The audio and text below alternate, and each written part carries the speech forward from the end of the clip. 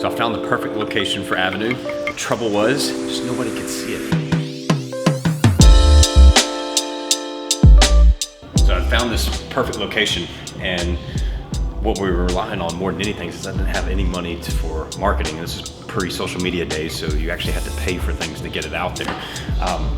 I looked at this and said, hey, we have a perfect location right across the street from a school, a lot of foot traffic in the middle of the neighborhood.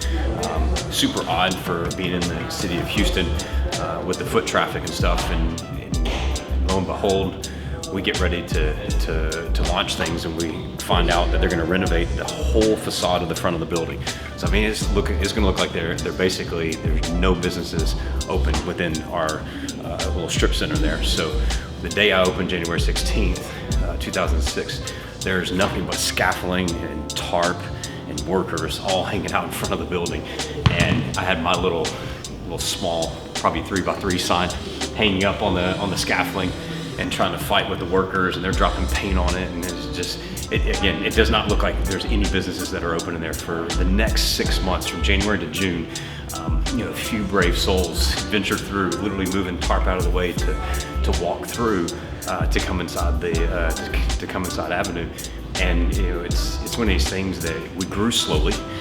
It was, I always say, it's like a Crockpot versus the microwave, but I was hoping and praying every night that this thing would take off like a rocket ship, like the growth would just happen. People would just come flocking in our door. But when it didn't, I was super stressed. It caused me to start kind of questioning myself, to have what it takes. Is this the right concept? Is this the right location? And just doubted myself pretty much every day.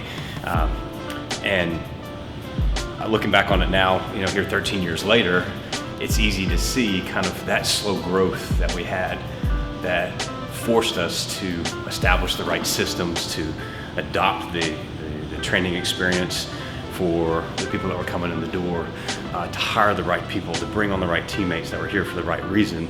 And now I know that all this slow growth that we had initially in the beginning helped us establish this foundation that I feel is the reason we are still here today, 13 years later.